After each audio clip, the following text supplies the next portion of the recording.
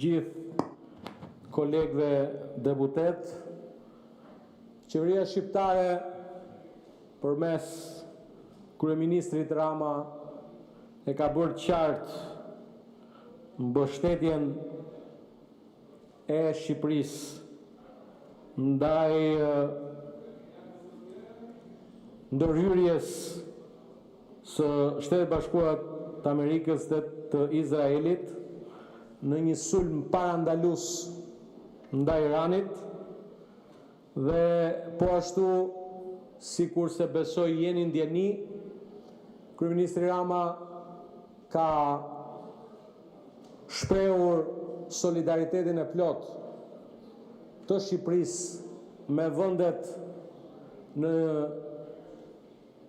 Gjirin Persik, të cilat janë kthyer në target të regjimit në shkatërrim e sipër të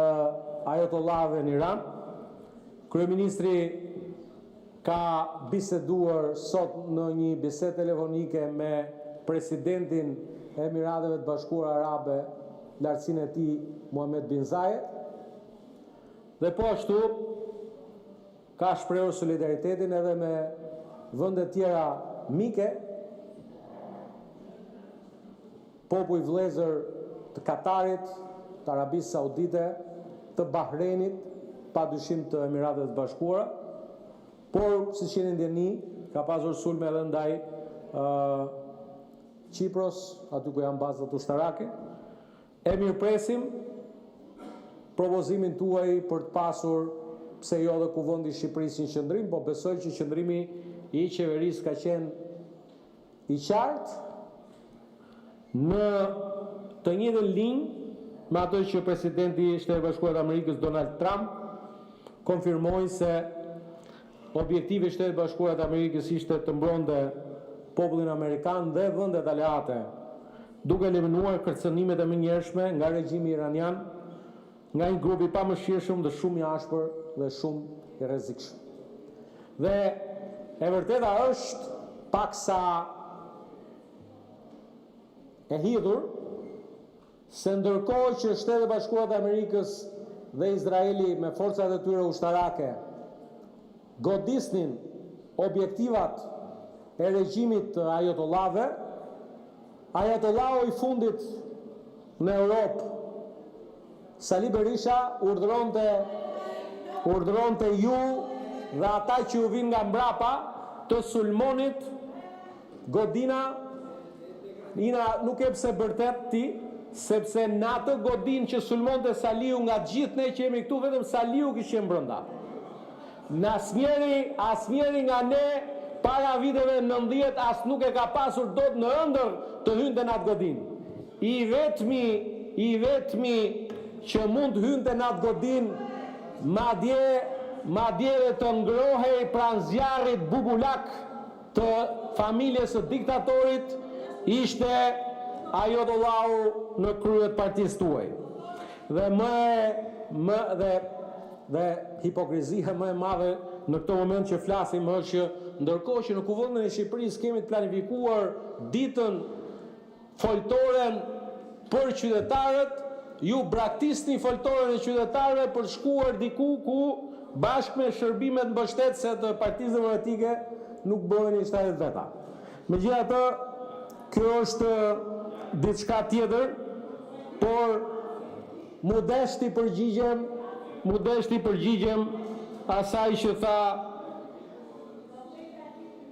Zoti Sheu. E për ta vazhduar, besoj që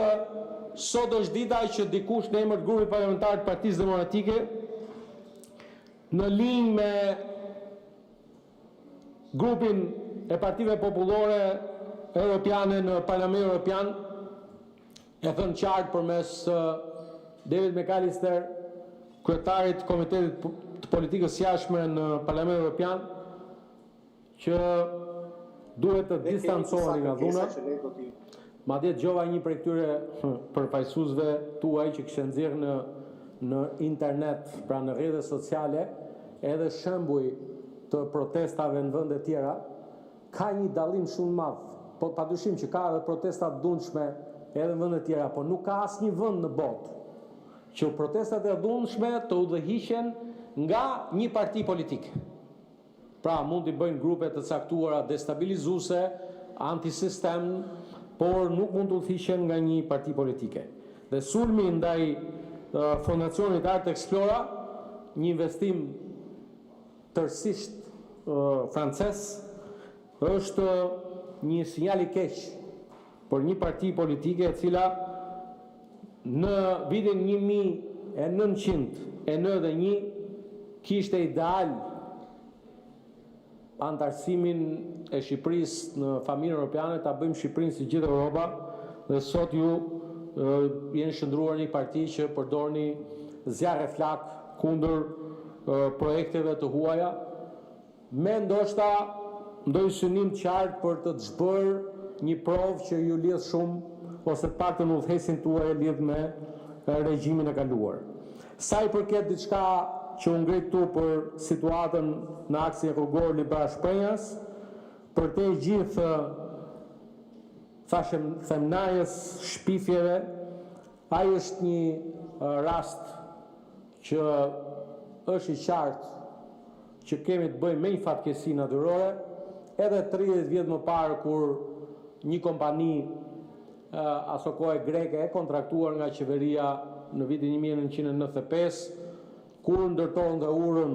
në atë vend, ka pasur një rrëshqitje, është bllokuar rruga për një kohë gjatë edhe aso kohë. Dhe ky është një fakt, të paktën për shkak se edhe jam banor,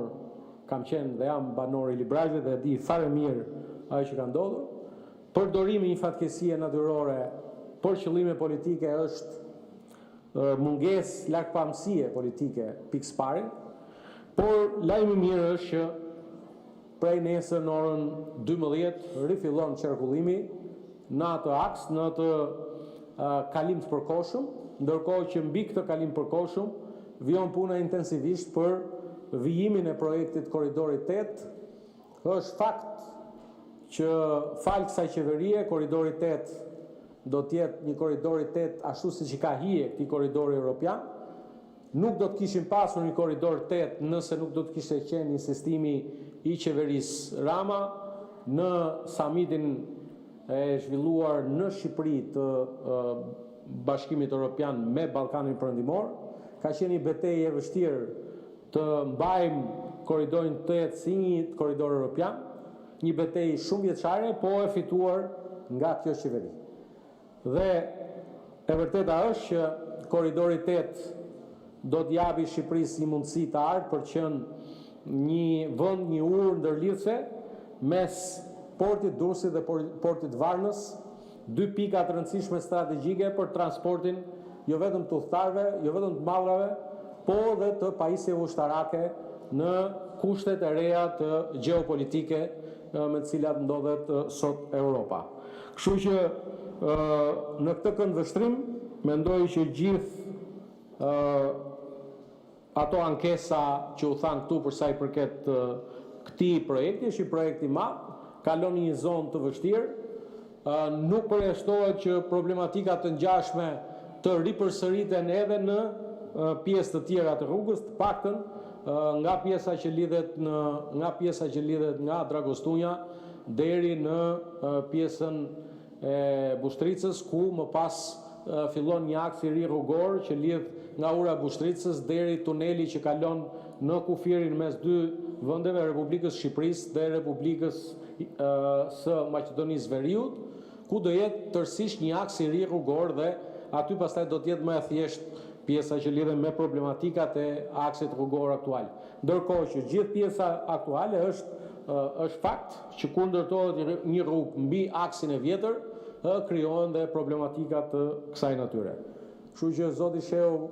me që ju përgjigja për replik fjalës tuaj, është shumë e mirëpritur fakti që vjen zyrtarisht nga Partia Demokratike dënimi dhunës